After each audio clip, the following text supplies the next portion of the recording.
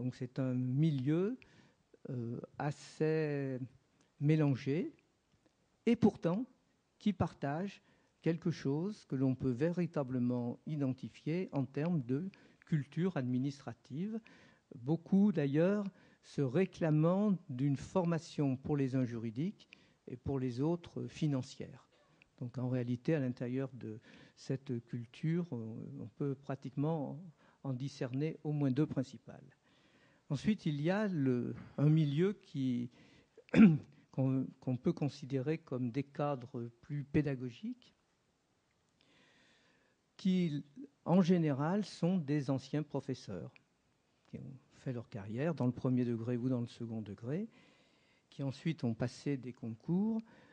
Et pour le second degré, dans la majorité des cas, les inspecteurs dits pédagogiques sont très attachés à une culture disciplinaire, ce qui est une des particularités très, très marquées de notre pays. Leur origine est variée, mais d'une certaine façon les moins. On voit bien la filière, c'est plutôt la filière universitaire, jadis licence CAPES à Grègue ou encore plus, il y a plus longtemps, école normale, etc. Mais enfin, la variété est sans doute moindre et les institutions par lesquelles ils sont passés sont assez semblables et plutôt universitaires. Et puis, il y a une troisième catégorie, celle qui est majoritaire cet après-midi ici, qu'Anne Barrère appelle les managers de la République. Ce sont celles et ceux qui ont aujourd'hui explicitement des fonctions de management public non commercial, de management public. Donc, pour lesquels, cette fois-ci, l'origine est à nouveau variée. Vous n'avez pas les mêmes parcours au départ.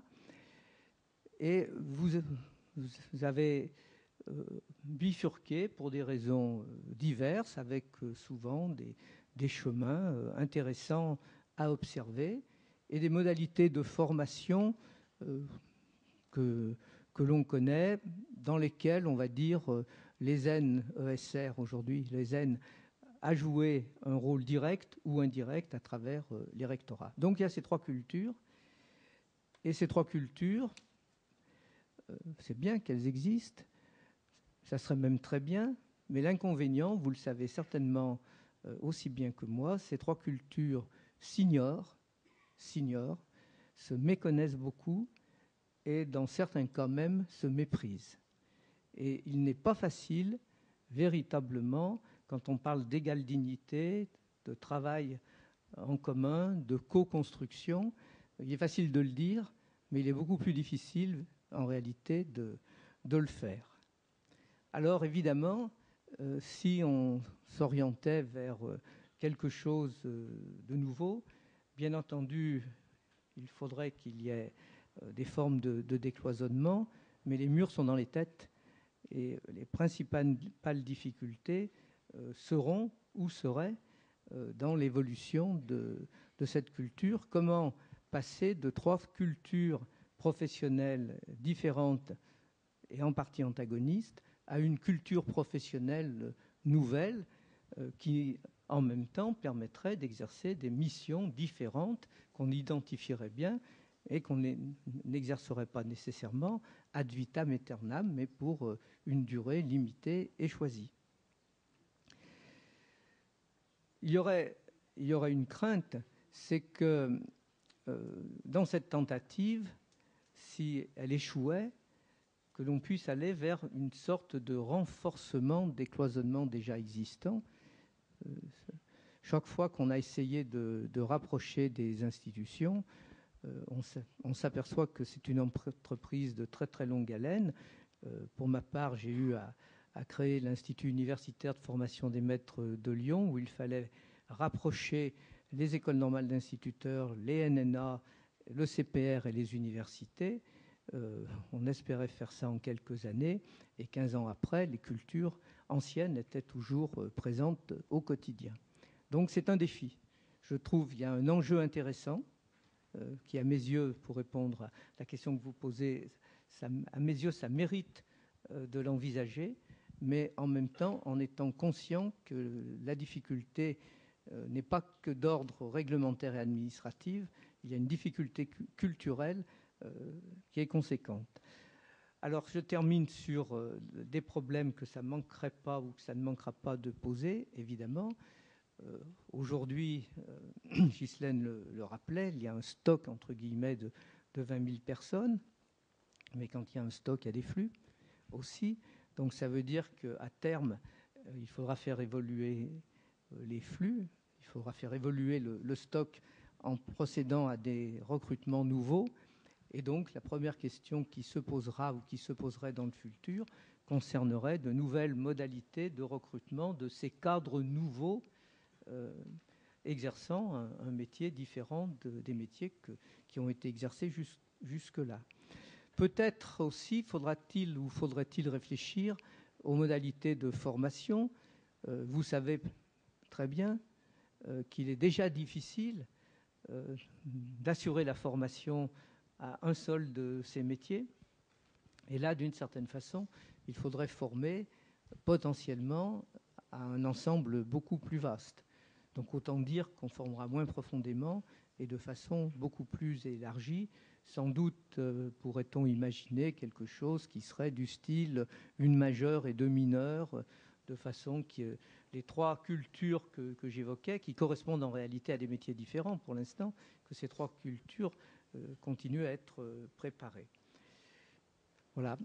Alors, je ne poursuivrai pas sur les autres problèmes qui viendront ou qui viendraient derrière, bien entendu, puisque qui dit des métiers dit évolution dans des métiers, dit dans des carrières, mais pour aller dans le même sens que plusieurs d'entre vous, vous l'avez dit, je crois beaucoup que nous avons désormais de plus en plus à régler une grande partie de ces problèmes au niveau local et le niveau des grandes régions qui arrivent avec des rectorats. Ça, on verra ce que deviendront demain les rectorats dans ces dispositifs, mais je pense que ça serait un niveau tout à fait pertinent pour amorcer quelque chose qui commencerait peut-être un peu à ressembler à de la gestion des ressources humaines.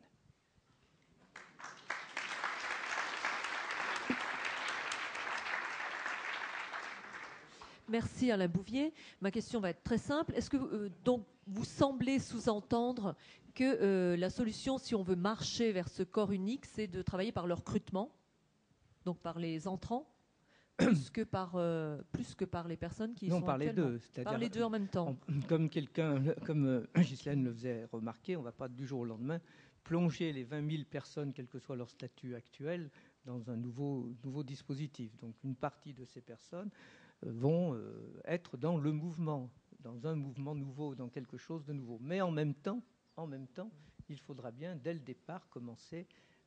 Par exemple, ce qui a été fait quand on a créé le corps des professeurs des écoles, les instituteurs qui étaient en poste sont restés des instituteurs. Oui. On leur a offert la possibilité à terme de devenir à leur tour professeurs des écoles sans en faire une obligation, mais toutes les nouvelles personnes qui étaient recrutées étaient des professeurs des écoles. C'était le sens de ma question, mais mal posée. Je vous remercie d'y avoir répondu.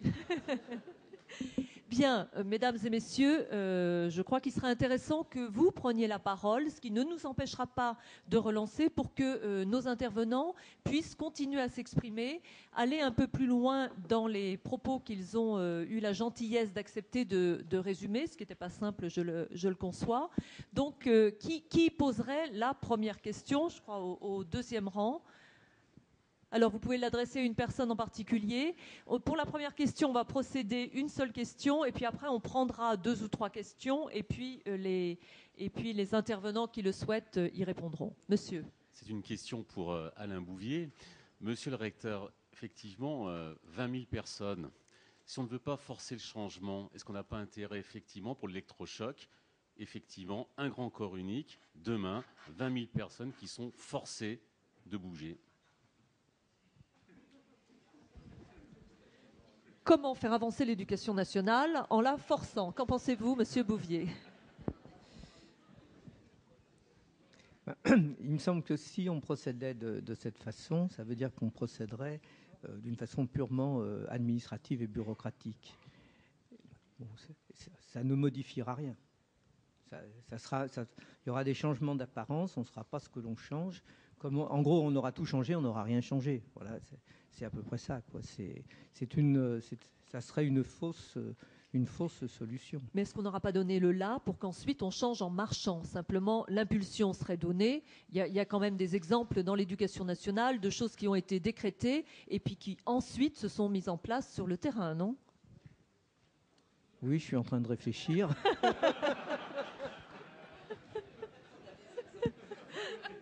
Si vous avez des exemples. Oh, il doit bien y en avoir, mais voilà, c'est toujours quand on les cherche qu'on n'y arrive pas. Non, est-ce que ça ne vous semble pas judicieux? Non, on peut.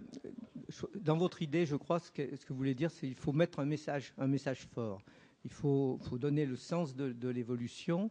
Donc, ça pourrait être, à terme, on se dirige vers un corps unique. Mais il faudrait être plus précis. Que ça, quoi. Alors, votre voisine a envie de préciser. J'allais dire, pourquoi limiter aux 20 000 personnels de l'éducation nationale? Il y a 3 fonctions publiques. Ce qui est piloté qui pilote dans la modernisation de la fonction publique? C'est la direction générale de la fonction publique qui regroupe la fonction publique territoriale, d'État et hospitalière. Donc je pense qu'il ne faut pas raisonner, je rejoins ce qu'a dit M. Boulet, mais même avant la nouvelle étape de la décentralisation, on doit réfléchir, il n'y a pas que 20 000, ça va concerner aussi les cadres des autres fonctions publiques. Vous voyez ce que je veux dire? Ce n'est pas que 20 000, il y en a plus. Alors là, ça va ressembler à une révolution. On va prendre 2 ou 3 questions. Alors, madame. Non, pardon.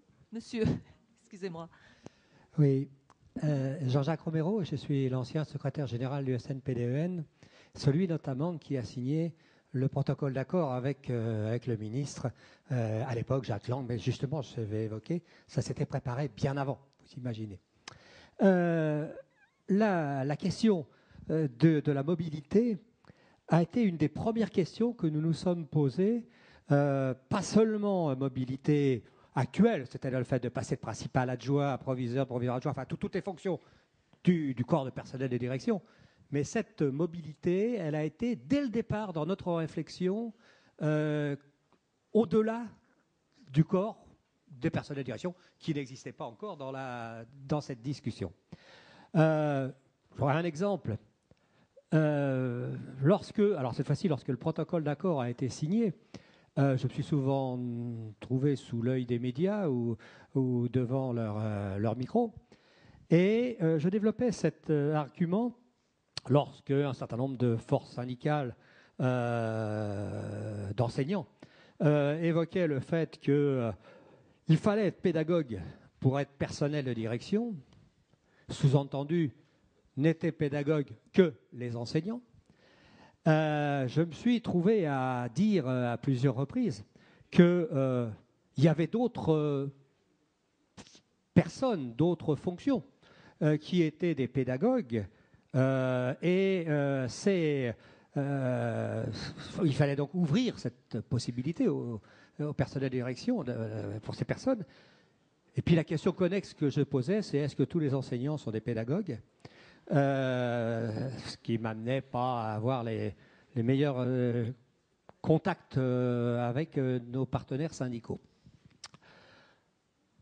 Dans le protocole, enfin dans le décret de 2001, pardon, dans le décret de 2001, la possibilité de mobilité au-delà de mobilité actuelle que l'on connaît a été mise, enfin non pas été mise en œuvre, a été créée, mais très peu mise en œuvre. Très peu mise en œuvre parce que il y avait des réticences de tous les côtés. Et je pense que le fait qu'on les réévoque maintenant est sans doute une évolution importante dans notre système éducatif et j'espère à l'extérieur. Donc je crois que c'est fondamental. Le moment est bien posé et je reprendrai. J'aurais bien aimé avoir le temps de dire ce qu'a dit François Boulet. Je me suis pleinement retrouvé dans ce qu'il a dit. Ce corps, je ne veux pas être trop long, mais cette place, la mobilité est essentielle pour que se mette en place une véritable politique d'éducation, aussi bien comme les acteurs de l'éducation nationale que les acteurs des collectivités territoriales. Merci de cette intervention. On prend 3 questions, peut-être madame, et puis ensuite messieurs devant. Bonsoir, Marie-Clotilde Hardy-Dessources, SA de l'Académie de Martinique. Ma question s'adresse à François Boulet, puisque de par son parcours, je l'imagine comme étant le personnel d'encadrement type. Oui, presque un modèle, puisqu'il nous a dit qu'il nous faudrait effectivement penser à y aller. Et ma question est la suivante, puisque vous avez décliné qu'il faut avoir une culture commune. Alors, quelle culture commune vous pouvez décliner en passant de personnel de direction à la collectivité? Et puis, quelles sont les compétences communes qu'on peut trouver entre le personnel de direction, l'inspecteur que vous avez été, et aujourd'hui le directeur adjoint de l'éducation, du sport et de la culture? Je crois que c'est là le fondement même de cette problématique. Quel personnel d'encadrement pour l'avenir? Merci pour cette question. On va en prendre 2 autres. Alors, dans la série, les anciens secrétaires généraux s'expriment. Monsieur Guittet.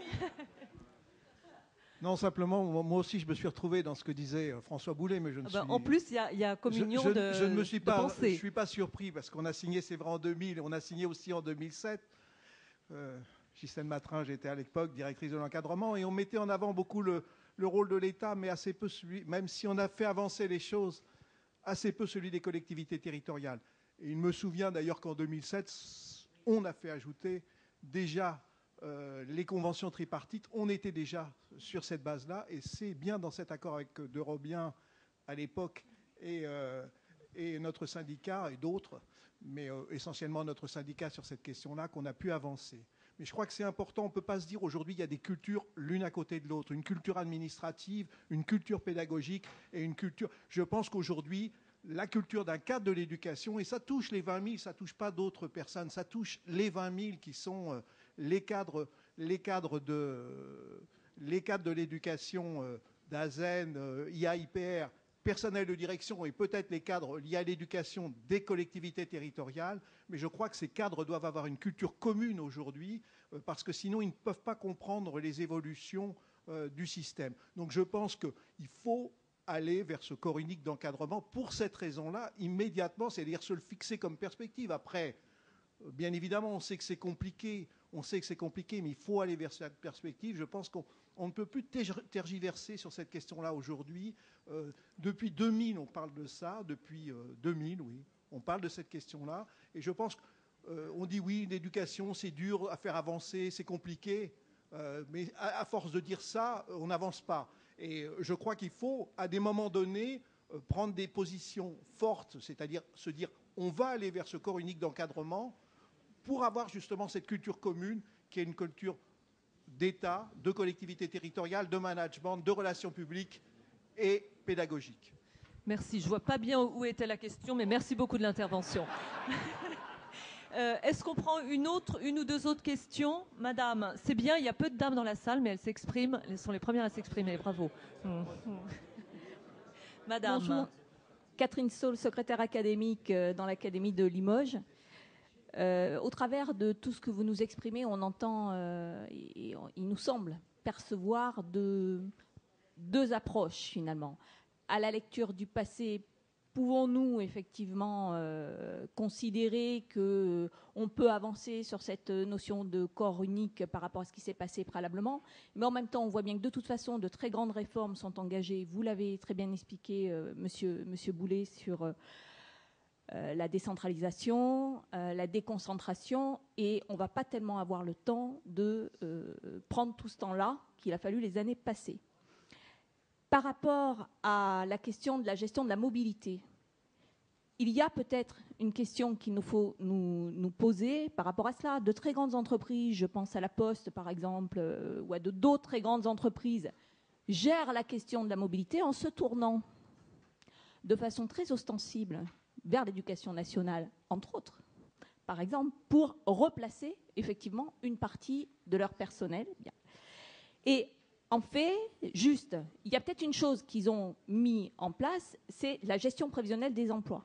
N'est-ce pas là, effectivement, où nous pêchons quelque part au niveau de l'éducation nationale sur la gestion prévisionnelle des emplois? Est-ce qu'il ne faut pas davantage se tourner vers cela et intégrer justement ces grandes réformes-là à venir pour cela?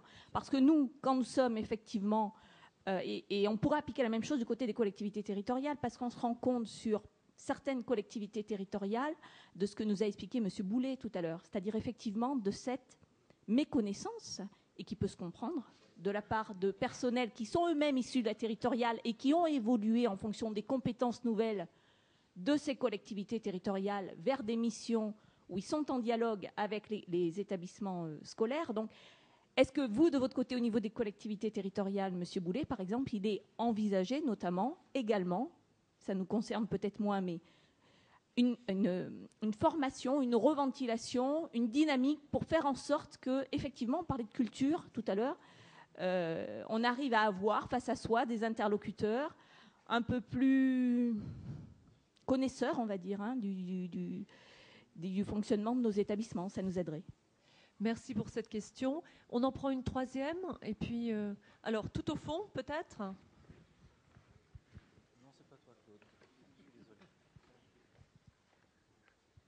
Je vais être très rapide et très simple. Emmanuel Masson, secrétaire académique à Dijon.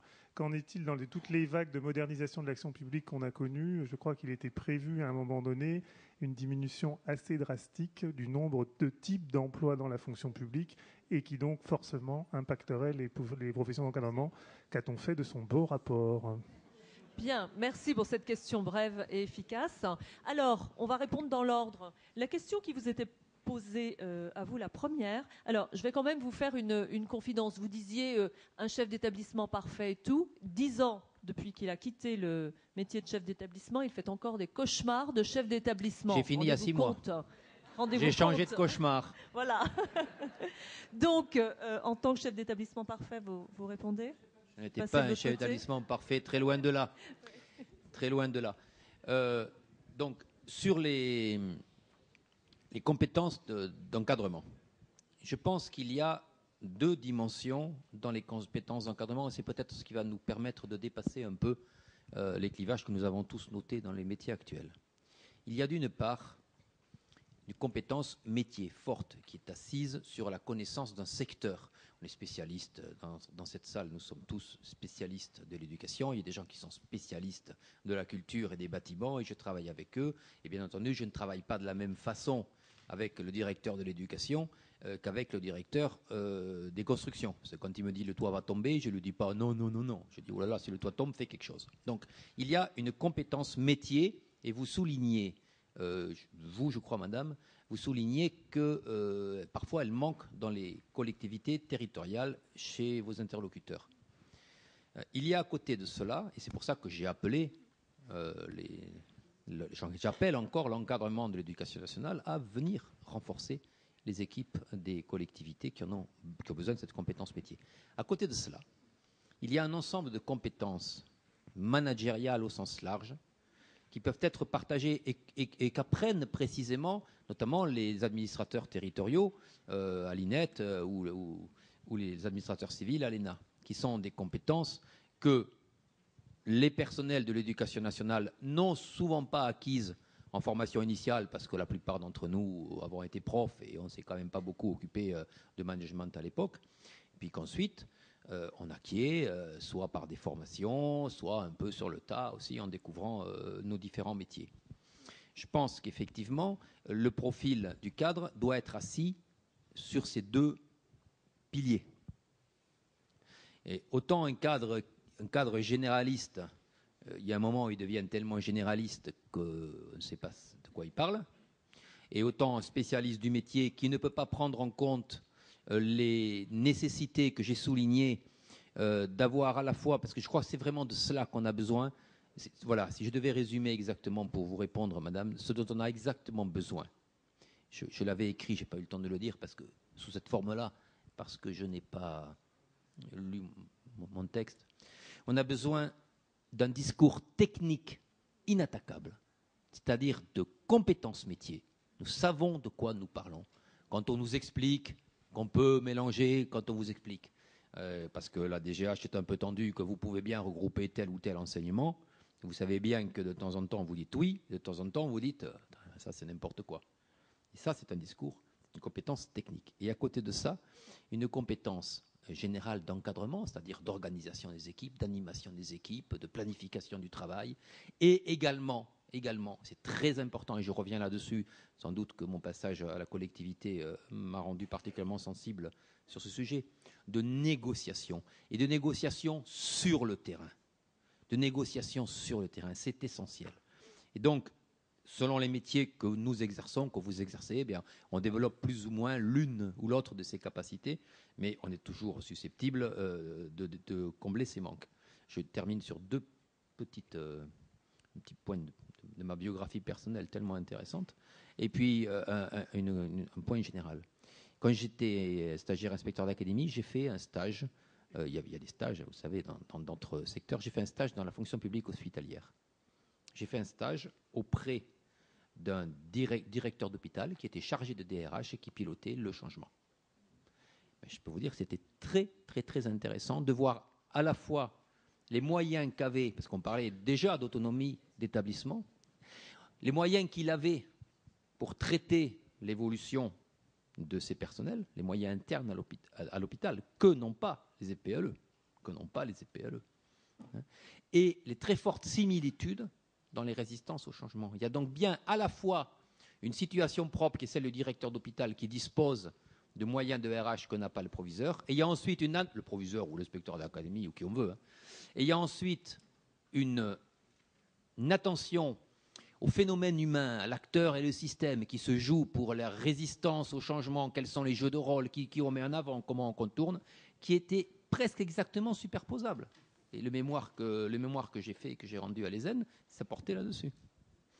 Et le deuxième point, puisque je parle de l'ESN, c'est que je pense qu'il faudrait, pour répondre donc à notre collègue de Limoges, et je pense qu'il faudra que l'éducation nationale, ça va être négocié avec le CNFPT, pour que des formations communes soient organisées entre les fonctionnaires territoriaux qui sont chargés de mettre en œuvre les réformes décidées par la nation et qui sont des réformes communes à la région et à l'éducation nationale, et les personnels de l'éducation nationale qui seront aussi chargés de les appliquer sur le terrain. Merci. Un complément de réponse sur les questions. Non, c'est bon. Sur les questions gestion prévisionnelle. Et je me souviens plus de la dernière question. Et sur les métiers. En un mot. J'allais dire que la réflexion sur la modernisation de la fonction publique continue, j'allais dire, son bonhomme de chemin depuis des années. Il y a une vraie démarche qui continue, etc. Rapprochement des métiers, simplification des métiers. On le voit bien, par exemple, pour le ministère de l'Environnement qui a rapproché le corps des ingénieurs des ponts en rapprochant les ingénieurs de l'équipement, de l'agriculture, etc. Donc il y a des rapprochements dans les grands corps, mais comme le disait M. Boulet, ça s'est fait avec des moyens conséquents en termes de formation et d'accompagnement des personnels. Mais ce sont, j'allais dire, des cultures proches, des cultures proches et rapprochées. Et puis il y a un point, moi, qui m'interpelle, j'en ai pas parlé tout à l'heure, sauf indirectement en parlant du problème des finances publiques. On sait qu'on ne va pas augmenter le nombre de fonctionnaires où que ce soit. Et les collectivités territoriales vont se rapprocher, etc. Mais il va falloir quand même une rationalisation des emplois, enfin des postes. Je veux dire, on va pas continuer dans l'inflation des recrutements. Donc, quand Alain Bouvier parlait du stock et du flux, il va falloir sans doute, et ça c'est propre à la gestion provisionnelle des emplois, lancer des perspectives sur les profils de recrutement. On aura sans doute besoin dans les collectivités, si on renouvelle, de renouveler selon d'autres profils. Et ça, c'est important. Mais on ne peut pas continuer à exploser les recrutements. Voilà, c'est ce que je voulais ajouter. Alors, on va prendre juste une Monsieur petite Bouvier. remarque, Oui. si vous permettez, sous forme de publicité. La collection que je dirige, qui est publiée par le CEREN actuellement et les EN, Profession cadre, service public, s'adresse aux cadres des 3 fonctions publiques et de la sécurité sociale. Et par exemple, Jackie Simon a coordonné l'un de ses ouvrages sur les questions de déontologie. Donc il y a bien des problèmes qui sont actuellement communs au cadre des 3 fonctions publiques. Alors les problèmes, oui, on le savait déjà qu'il y avait des problèmes communs, mais la culture commune, c'était ça notre souci. Mais peut-être que, voilà, notre collection est faite pour ça. Alors on prend peut-être une ou 2 dernières questions et puis ensuite on sera obligé de laisser la place. Monsieur Simon. C'est passionnant, mais je suis un peu sur ma faim. J'avais cru comprendre en lisant le thème que on voulait transformer le corps de l'encadrement en grand corps de l'encadrement, c'est-à-dire le corps des personnels de direction, qui est un corps de l'encadrement, en grand corps de l'encadrement, et qu'on allait parler en particulier des pouvoirs très importants que les personnels de direction n'ont pas, et on l'a vu tout à l'heure dans vos remarques des uns et des autres, à savoir un chef d'établissement, personnel de direction, interlocuteur à part entière au titre de l'établissement. Et je regrette que Mme Théophile n'ait pas pu venir, car je trouve pour ma part regrettable, je dirais même scandaleux, pour le système éducatif, qu'on ait échoué aussi lamentablement sur l'évaluation des enseignants. Ma question est la suivante. Pensez-vous, à vous entendre, On dirait qu'il y a des gens qui pensent comme vous dans la salle. Ah non, mais il y a peut-être des gens qui pensent comme moi, mais s'ils le pensent, il faut qu'ils le disent. Et je n'ai pas beaucoup entendu mes amis, parce que j'en ai beaucoup, hein, à l'intérieur du SNPLN, se battent au moment où on a fait disparaître cette démarche qui était sans doute perfectible. J'en conviens volontiers. Non, mais ma question est suivante. Oui. Quand on regarde historiquement ce que donnent les fusions de corps, les regroupements, on a parlé au problème des instituteurs et des professeurs des écoles. Je ne suis pas absolument aussi convaincu que ce soit une bonne chose en soi sur le fond, sur l'aspect fonctionnel. Quand on regarde ce que ça donne, est-ce que vous pensez que la solution, qui est souvent celle que nous avons, notamment à l'éducation nationale, de répondre à des vraies questions, et toutes les questions abordées sont des vraies questions du système éducatif, de répondre soit par de l'organisationnel, soit par du statutaire, pensez-vous que c'est ça la solution? Pour ma part, je suis contre le corps unique en l'état actuel. Réfléchissons d'abord, quelqu'un l'a dit à plusieurs reprises, à ce qu'on veut faire derrière. Pour l'instant, on ne sait pas ce qu'on veut faire, si ce n'est de mettre des gens ensemble et de dire ils ont le même statut. Et qu'est-ce que ça change? Alors, je crois que nos interlocuteurs ont déjà répondu sur des choses qui devaient ou pourraient changer en la matière. Peut-être qu'on prend une dernière question. Il y en avait une à ma gauche. Bonjour, François Albaret, chef d'établissement en région parisienne. Ma question est posée notamment à monsieur Bouvier. Vous évoquiez tout à l'heure les freins statutaires, mais surtout les freins dans les esprits. J'ai la même conviction que vous, je pense qu'ils sont d'abord dans les esprits. Sur cette importante question, pensez-vous que pour une fois, l'éducation nationale pourrait se montrer capable de faire preuve de rapidité, d'efficacité et pour tout dire d'agilité? C'est une jolie question de conclusion. Alors, rapidité, efficacité, agilité. Eh bien, on va faire un oui et un non, et puis nos 4 interlocuteurs vont répondre. Monsieur Bouvier, à vous l'honneur. On peut toujours rêver. Et je rêve encore malgré mon âge avancé. Et c'est formidable. Madame Matringe. Tout à fait d'accord avec ce qu'a dit Alain. Voilà, je n'ai pas d'autre chose à ajouter. Et à ma gauche, rapidité, efficacité, agilité pour l'éducation nationale, pour créer ce corps unique? Alors, ça dépend effectivement de qui on parle. Donc vous n'y croyez pas? Rapidité, agilité, sauf si le contexte environnemental, et effectivement, la grande question posée par l'évolution des territoriales va redistribuer quand même beaucoup de cartes, nous contraint à avoir des réponses beaucoup plus rapides que ce qu'on aurait pu imaginer. Et ce n'est pas exclu. Donc l'occasion et les circonstances feront que l'éducation devra se plier à ces 3 qualificatifs. Et pour vous, François Boulet ? Je ne sais pas, je ne suis plus à l'Éducation nationale. Ah, c'est vrai. Mais comme vous en rêvez encore.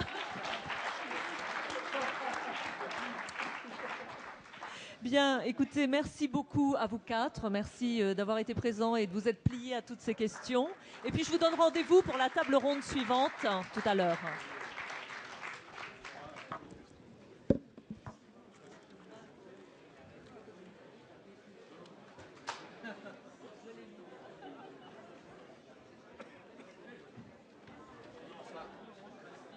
J'ai pris ton intervention. Mes chers camarades, sur la gauche, reprenez place, s'il vous plaît, merci. Voilà.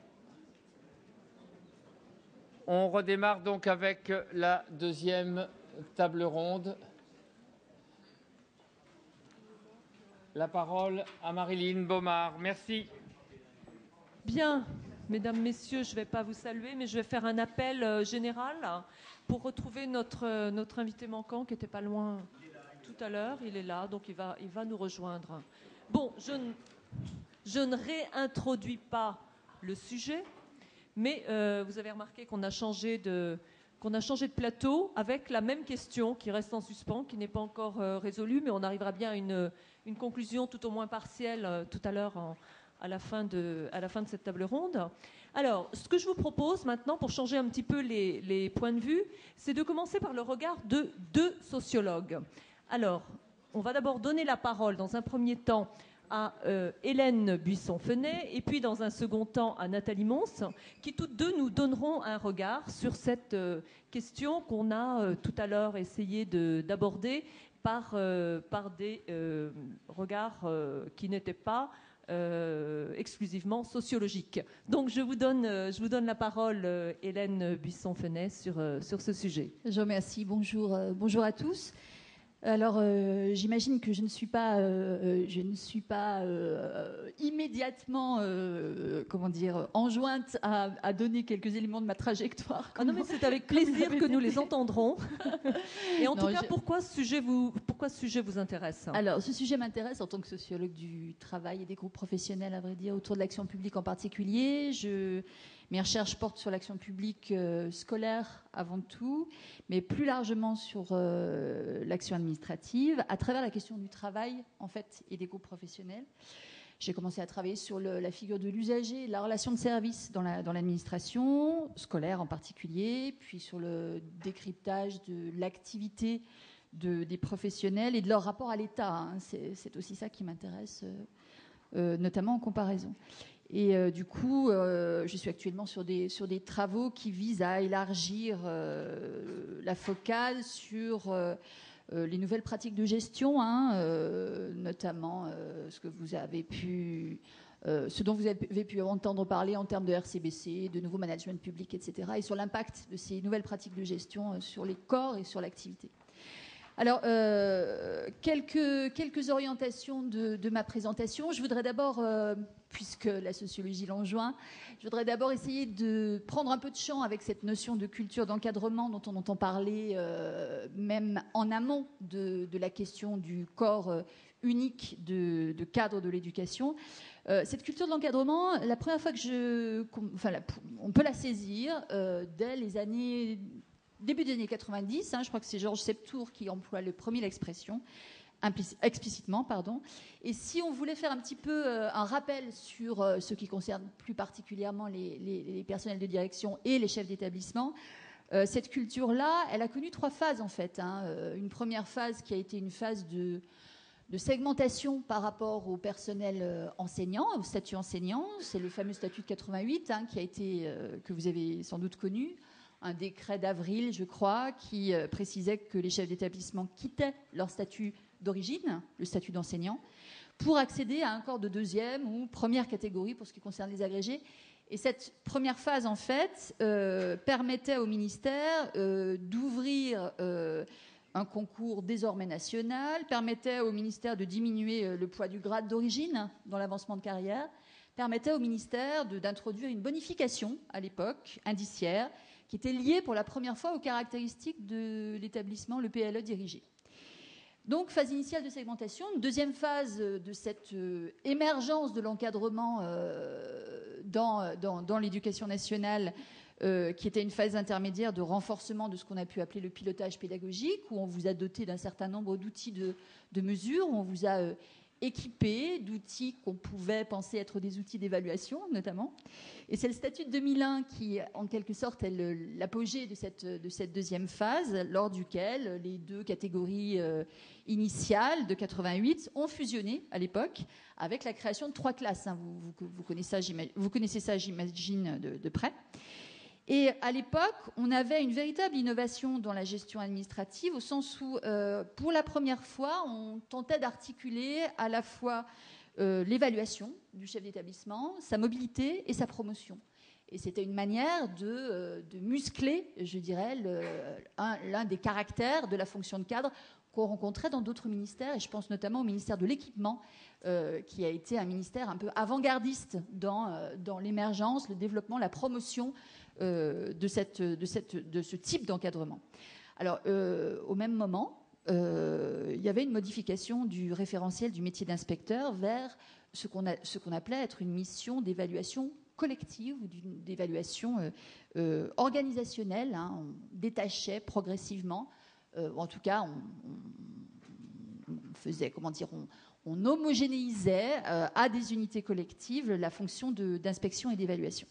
Et puis la phase actuelle, qui est celle qui nous intéresse, elle est préparée par la diffusion de notions qu'on voit dans l'éducation comme pilotage partagé, qu'on entend à l'ESN, à l'École supérieure de l'éducation nationale, sous les termes d'évaluation partagée même des enseignants, lors de l'épisode mouvementé du décret Châtel sur le fameux entretien d'évaluation. Et on vise, mais là encore, ça date de 2002, on vise, dans un terme, ma foi, pas si court que ça, à articuler, voire même à fusionner statutairement les deux corps d'encadrement. Ou plus précisément, ce dont j'ai entendu parler davantage, c'est le fait d'englober chef d'établissement, inspecteur et gestionnaire adjoint, qui sont désormais des adjoints, dans le même corps, en un corps unique. Alors cette réflexion, hein, qui a déjà plus de 10 ans d'âge, je pense qu'il faut s'en rendre compte. On n'est pas sur une attente immédiate, une actualité brûlante, etc. La réflexion, elle court déjà depuis pas mal de temps. Mais il me semble qu'elle est ravivée, évidemment, depuis le chantier de 2013 sur la modernisation des métiers d'éducation et qui donne une impulsion nouvelle à cette idée. Alors, cette rhétorique professionnelle du corps unique me paraît recouvrir en fait un processus plus large qui veut exprimer l'idée d'un passage d'une logique de mission, d'une logique de corps à une logique de mission, qui est un processus, là encore, qui ne se cantonne pas à l'éducation nationale. Et dans un langage plus sociologique, cette dynamique en cours, hein, qu'on rencontre dans plusieurs ministères, peut s'interpréter comme une forme de mise en relation entre des enjeux statutaires d'un côté, qui sont importants, mais qui sont, je dirais, pour le sociologue, une manière de prendre le petit bout de la lorgnette, avec une plus vaste question sur la production des compétences dans l'action publique, et notamment la production des compétences de cadre, ce métier impossible aux côtés de l'éducateur et du psychanalyste, je crois, c'est bien celui de cadre. Et pour reprendre une définition syndicale toute synthétique qu'elle soit, le corps regroupe des fonctionnaires soumis au même statut particulier, ayant vocation au même grade, et ce qu'on constate depuis les années 80, c'est que le lien entre ces corps, qui sont le cadre de la gestion des personnels d'un côté, et des savoir-faire de plus en plus spécifiés, ou en tout cas dont le contenu en termes d'attente est de plus en plus technique, dans une période de recomposition, de complexification des services publics, ne cesse de se défaire par le bas, c'est la multiplication des postes, par exemple, particuliers. Se défaire par le haut, c'est la question, par exemple, de l'homogénéisation progressive pour ce qui concerne l'éducation nationale au sein de l'ESN, entre des formations d'inspecteurs et des formations de chefs d'établissement sur la question du copilotage des établissements. Alors, dans cette désarticulation entre un corps et ce qui s'appelle une logique de métier, qu'on connaît déjà dans la territoriale, on peut considérer que le fameux rapport Pochard, auquel on a fait allusion sans même le nommer tout à l'heure, qui a plus de 10 ans d'âge, qui date de 2003 lui aussi, est en sorte le résultat d'un constat beaucoup plus général, puisqu'il propose de créer un nombre réduit de cadres statutaires. Je crois qu'il y en a 28, pas plus que ça, alors qu'il y a une centaine de corps encore actuellement. 28 cadres statutaires sont préconisés dans le rapport Pochard, selon 2 grandes filières techniques, d'un côté, et administratives de l'autre. La crise actuelle sert en fait de catalyseur, à mon avis, à cette logique de statut qu'on voudrait adosser bien davantage à une logique de métier. Et c'est un petit peu là-dessus que je voudrais maintenant m'appesantir. Ce qui se construit aujourd'hui sous nos yeux, c'est vraiment l'adossement de la carrière, avec l'idée d'un métier à vie, d'une profession à vie, à une filière métier décomposée en différents postes, celle de cadre intermédiaire, dont les compétences sont d'ailleurs composites. Il faut à la fois connaître le droit administratif, il faut à la fois avoir des savoirs techniques, avoir des acquis de l'expérience, notamment autour de la négociation, comme disait Monsieur Boulet tout à l'heure. Et ces contenus d'activité-là, complexes, ne peuvent plus relever uniquement de la qualification d'un côté et de l'ancienneté du poste de l'autre. Alors, à partir de là, il semble qu'il y ait 3 scénarios possibles, 3 scénarii possibles, pour suivre un autre sociologue des organisations qui s'appelle Gilles Janot. Un premier scénario, enfin 2 scénarios de crise, on va le dire tout de suite, et un scénario de sortie par le haut. Un premier scénario plutôt pessimiste est celui de l'individualisation et du risque de fragmentation des métiers. C'est, je pense, ce compte à craindre et ce que craignent déjà un certain nombre de syndicats qui se prononcent en défaveur de cette idée de cadre unique, de statut unique d'encadrement dans l'éducation nationale. C'est un risque de fragmentation qu'Agnès Pellage soulignait déjà pour les chefs d'établissement en pensant que leur autonomie professionnelle se construit désormais davantage sous la forme d'une carrière individuelle que dans leur poste de travail. C'est déjà un risque qui a été souligné. Deuxième scénario, un risque de dualisation, voire de précarisation des statuts, avec une opposition in et out, comme on dirait en sociologie du travail. Les in, des salariés de la fonction publique régalienne, protégés, à faible effectif. Out, un halo, en quelque sorte, de salariés non statutaires de la fonction publique. Et effectivement, ça, c'est un risque qu'on peut voir émerger dans les fonctions publiques d'État, notamment. Et puis un scénario de sortie par le haut, qui pourrait être celui, évidemment, qu'on attend d'une telle utopie positive, et pourtant de long terme qu'est ce grand corps de l'encadrement. Un scénario de professionnalisation qui peut être vécu, certes, d'un côté comme une remise en cause du modèle de qualification, mais aussi qui peut être interprété ou abordé comme un moyen de défendre une conception du service public face à ce qu'on a pu appeler l'austérolibéralisme des États actuellement, en promouvant à nouveau la référence au métier, ce que Julia Evans, une sociologue anglaise, appelle la professionnalisation par le haut, dont on s'empare au niveau des cadres de proximité.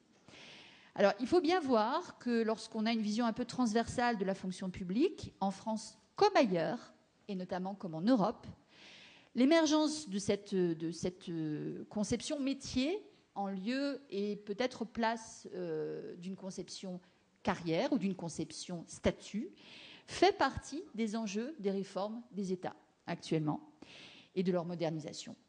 Et du passage en quelque sorte de ce qu'on a pu appeler une bureaucratie professionnelle à un système professionnel des services d'intérêt généraux en Europe. Et pour ce qui nous concerne, du service que j'oserais appeler le service de réussite scolaire publique. Voilà. Évidemment, cette émergence des métiers soulève davantage de questions qu'elle n'en résout. Je pense que les premières questions ont été abordées lors de la table ronde précédente. Moi, j'en soulèverai 3 pour faire rapide. Première question, quel est le contenu effectif de l'activité de ce grand corps de l'encadrement, effectivement, pourquoi autant que comment, c'est-à-dire notamment quelle cheville entre une expertise de type didactique pour les inspecteurs, c'est à eux que je pense, et une expertise plus organisationnelle, toutes deux étant évidemment des expertises pédagogiques, pour les chefs d'établissement. Et là, c'est la question de la co-évaluation des enseignants qui réapparaît, à mon avis. Deuxième question, davantage concernant la gestion propre de ce corps ou de ce système métier, on dira. On peut plus restreindre évidemment à l'évolution indiciaire quand on insiste sur une logique métier, même s'il y a des recrutements ad hoc qu'on connaît déjà, même s'il y a des différenciations instantanées sous forme de primes qu'on connaît déjà. Il s'agit de ne pas dissocier des dimensions techniques et des dimensions comportementales des salariés cadres, et donc d'imaginer de quelle façon, y compris au niveau des commissions paritaires académiques, on peut trouver à discuter ensemble de ce qui est attendu du contenu d'activité d'un cadre, notamment d'un cadre intermédiaire éducatif. Et troisième et dernière question, qui sera un petit peu double, je dirais, un peu bifide, la question de l'interaction, d'une double interaction, d'un côté avec les collectivités territoriales, en particulier dans le cadre des contrats tripartites dont on a parlé, quid de l'articulation entre cadre éducatif en région, voire en département, et cadre éducatif d'État. Et deuxièmement, quelle articulation entre ce corps unique et le modèle récent de la gouvernance académique. On sait que les IPR ont tendance plutôt à avoir une forme de lien naturel avec les rectorats, que les IEN ont tendance à avoir une forme de lien naturel avec les DAZEN et les inspections académiques.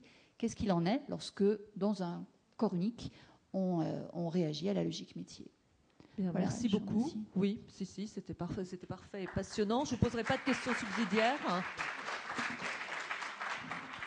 D'autant que vous devrez nous quitter sous peu de temps, et puis qu'en plus vous avez un petit peu dépassé votre temps, donc vous n'aurez pas la question en plus. Voilà.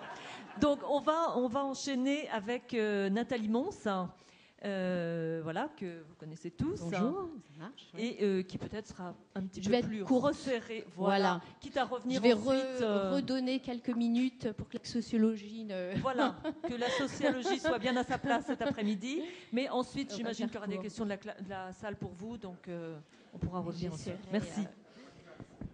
De la classe et de la... de la salle, pardon. Tu es démasquée, Marilyn. De toute façon, vaste question, de toute façon, vaste question que de l'intérêt et puis des inconvénients, des limites de ce grand corps unique d'encadrement, tout ça en 5 minutes. Donc quand il m'a été posé la question, je me suis dit comment faire face à ce qui pourrait évidemment constituer en soi plusieurs rapports.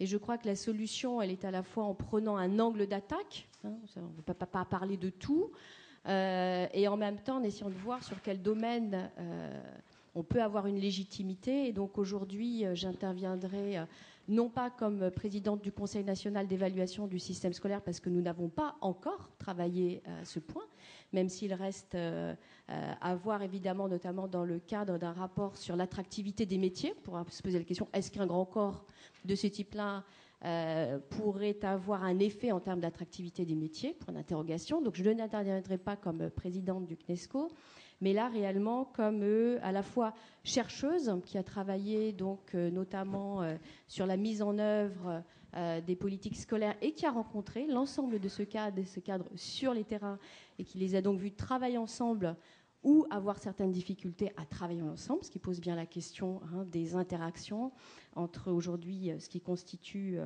évidemment des corps distincts. Et puis je puiserai aussi certains des éléments d'une expérience que j'ai en commun avec certains d'entre eux de la salle et puis aussi avec Hélène. C'est un dispositif de formation des personnels d'encadrement, justement, des personnels de direction et d'encadrement, qui s'appelle Mados. Et puis là, finalement, c'est un peu un élément précurseur de peut-être cette culture commune dont on parle depuis le début et dont on se demande finalement qu'est-ce qu'on mettrait dedans. Donc on a en fait dans ce dispositif qui est une formation à distance, on peut voir de l'intérieur et vivre au quotidien, puisque pendant 2 ans on vit au quotidien avec des chefs d'établissement, des inspecteurs premier, second degré, on peut voir en fait l'ensemble des questions qui se posent à ces praticiens avec des doutes de certains chefs d'établissement, notamment des adjoints qui me disent mais pourquoi j'ai choisi ce métier-là? Je passe mon temps à faire des emplois du temps. J'aurais dû passer le concours d'inspecteur. Là, il y a bien un problème de guidage. Il y a aussi des interrogations. Je les avais encore la semaine dernière. Par exemple, ils avaient réuni leurs équipes dans les établissements pour travailler sur le socle commun. Et beaucoup m'ont dit quand même, ça aurait été bien qu'on ait certains inspecteurs avec nous pour réfléchir. On aurait peut-être pu avancer plus. Alors, est-ce qu'ils les avaient invités? Peut-être pas. Donc, non mais... il y a aussi des formes parfois d'instrumentalisation, il y a aussi des acteurs absents parce qu'on ne les a pas invités, on verra ça dans les recherches. Et puis, à côté de ces doutes, il y a aussi vraiment une curiosité pour l'autre, pour d'autres niveaux d'enseignement. Et réellement, dans ce dispositif Mados, on voit des collègues du second degré vraiment aller sur des enquêtes de terrain concernant le premier degré et réciproquement. Et assez récemment, on a lancé une étude sur le dispositif Plus de maîtres que des classes, qui est donc un dispositif propre au premier degré. Et à la fin, lorsque j'ai fait donc une évaluation de ce cours en demandant aux collègues, évidemment, vous êtes quand même beaucoup à être sur le second degré, est-ce que ça vous a intéressé? Et tous m'ont dit c'était finalement une formidable façon de découvrir le premier degré, les pratiques pédagogiques, ce qu'on a même du mal à faire parce que oui, en fait, on a créé des conseils qui s'appellent école-collège, mais dans ces conseils, on est content, on se réunit, mais on se regarde un peu en chien de faïence. Là, on a vraiment pu découvrir ce que c'était que le premier degré. Et là, j'en parlais avec un étudiant qui me disait on va travailler sur le redoublement. Là, il y a aussi des collègues du premier degré qui vont aller mener des investigations dans le second degré et réciproquement. Donc, vous voyez, c'est ces 2 points de vue que je voudrais rapidement embarquer. Alors, les recherches, qu'est-ce qu'on peut voir dans les recherches quand on va sur le terrain et qu'on essaye de voir en termes de mise en œuvre? Donc, vous voyez que mon point de vue est très parcellaire. Je ne parlerai pas de DRH, je n'irai pas du tout, et ce sera peut-être complémentaire du coup avec ce qu'a développé Hélène. Je ne parlerai pas de toute une dynamique de DRH. Donc, automatiquement, il y a beaucoup de sujets que je ne vais pas embarquer. Mais en termes de mise en œuvre, c'est vrai qu'on voit de façon répétée ces difficultés de l'ensemble de ces personnels à travailler ensemble. Or, pour qu'une réforme puisse se mettre en place, bien évidemment, il faut que ces filières pédagogiques, ces filières administratives travaillent ensemble. Mais je dirais que là, ça embarque de façon beaucoup plus large un encadrement que l'on peut appeler intermédiaire, mais également supérieur, parce que tout ça fait évidemment lien. Ça doit embarquer également les enseignants. Alors qu'est-ce qu'on fait? On crée un grand cadre, un grand corps beaucoup plus large que celui de l'encadrement. Et ça doit aussi embarquer les collectivités territoriales. Alors là, est-ce que là encore, on va vers une qualification beaucoup plus large qui comprendrait l'ensemble de ce personnel? Alors, juste quelques exemples, moi, qui m'ont paru intéressants finalement de ces difficultés à travailler ensemble et auxquelles pourrait peut-être répondre ce grand corps d'encadrement. On avait mené une première analyse sur l'assouplissement de la carte scolaire.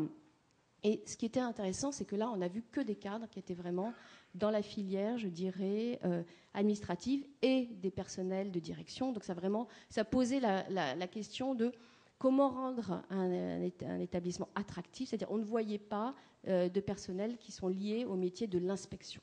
Alors vous allez me dire, vous avez pris le mauvais exemple parce que c'est des réformes de structure, on est sur l'affectation des élèves, c'est une compétence traditionnelle, historique des DAZEN, donc on peut comprendre que ça reste dans cette sphère-là. Non, parce que dès lors que les établissements s'enfuient, dès lors qu'il y a des hémorragies, il y a bien des questions quand même aussi d'offres de formation, de dispositifs, d'ingénierie pédagogique qui se posent dans ces établissements pour retenir les élèves et pour retenir les familles.